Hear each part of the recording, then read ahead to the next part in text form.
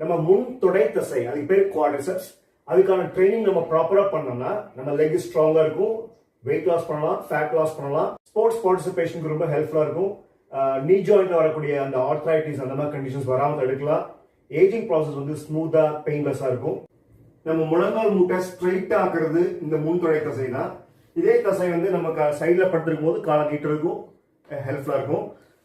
நடக்கும்போது இந்த காலை அப்படி ஸ்விங் பண்ணி இப்படி ஸ்ட்ரைட்டா கொண்டு வந்து இப்படி ஹீல் ஸ்ட்ரைட் பண்ண வைக்கிறதும் அந்த தசை தான். இந்த மாதிரி கிக்கிங் ஆக்ஷன் பண்றதுக்கும் இந்த தசை ஹெல்ப்ஃபுல்லா இருக்கும். இதுவரைக்கும் நான் சொன்ன உதாரணங்கள் பாத்தீங்கன்னா நம்ம என்னோட கால் வந்து தரையில வந்து பிளேஸ் ஆகல, கால் வந்து ஃப்ரீயா மூவ் ஆகிற மாதிரி பொசிஷன்ஸ்ல இந்த தசை எப்படி வேலை செய்யும்னு காமிச்சேன். ஆனா அது மட்டுமே இந்த தசையோட வேலை இல்லை. இந்த தசையோட பெரும் பங்கு எப்படின்னா நம்ம காலை வந்து தரையில பிளேஸ் பண்ணிருக்கணும். அதுக்கு பேர் weight bearing activities or closed kinetic chain activities சொல்லுவோம்.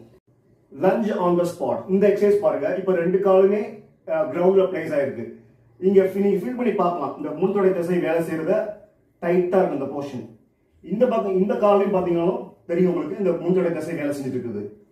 இந்த ஃப்ரண்ட்ல இருக்கிற காலில் பாத்தீங்கன்னா இந்த முன்தொடை தசை மற்ற தசையோட சேர்ந்து கோஆர்டினேட் பண்ணி வேலை செய்யும். இந்த பின்னாடி இருக்கிற காலில் பாத்தீங்கன்னா இந்த முன்தொடை தசையோட ரோல் அதிகமா இருக்கும். அதுக்கு மற்ற தசையோட ரோல் வந்து அங்க அதிகமா இருக்காது. இங்க வந்து ரொம்ப ஸ்ட்ராங்கா இந்த தசை, இந்த குவாட்ரிசெப்ஸ் தசை வந்து வேலை செய்யணும்.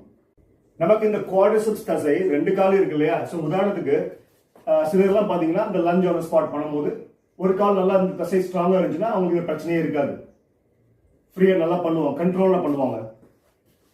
இந்த பக்கம் உதாரணத்துக்கு இடது பக்கம் வீக்கா இருக்குன்னா அவங்களால ஃபுல்லா கீழே போக முடியாது. அவங்க உடம்பு வந்து ரொம்ப ஃபார்வர்டா லீனா இருக்கும். அவங்க எந்திக்கும் போது கையை வந்து ஃப்ரண்ட் அப்படி வச்சுதான் எந்திக்கிற மாதிரி இருக்கும். இந்த லஞ்ச் ஆக்டிவிட்டியில பாருங்க, நம்மளோட டோ ரீஜன், நம்மளோட ஃபுட்ல இருக்கிற முன்பகுதி மட்டும்தான் கிரவுண்ட்ல கான்டாக்ட்ல இருக்கு. அந்த மாதிரி போஸ்டர்ல இந்த குவாட்ரிசெப்ஸோட ரோல் வந்து ரொம்பவே பவர்ஃபுல்லா, ரொம்ப ஸ்ட்ராங்கா இருக்கும். அதுக்கு இன்னொரு உதாரணம் கூட கொடுக்கலாம். இந்த புஷ்அப்ஸ் பண்ற அந்த பிளாங்க் போஸ்டர் பாத்தீங்களா, இந்த போஸ்டர் வரும்போது கூட இப்போ இந்த நீ ஜாயிண்ட்ஸ்ல கிரவுண்ட்ல இருக்கு. இப்போ என்னோட காலை ஸ்ட்ரைட் ஆகுறேன். இப்போ இந்த குவாட்ரிசெப்ஸ் மசில்ஸோட ஹெல்ப்ல தான் இந்த பிளாங்க் போஸ்டர் என்னால வர முடியுது. இன்னொரு எக்ஸாம்பிள் பாருங்க. இந்த போஸ்டர்ல ரெண்டு நீஸ் நம்ம லிஃப்ட் பண்ணும்போது நம்ம கோர் நல்லா கான்டாக்ட் ஆகும். அந்த ப்ராசஸ்க்கு வந்து முதல்ல ரொம்ப ஸ்ட்ராங்கா வேலை செய்யறது வந்து இந்த குவாட்ரிசெப்ஸ் மசில் தான். இந்த போஸ்டர் யூஸ் பண்ணி இந்த கிக் ஆக்ஷன்ல பண்ணுவோம்ல,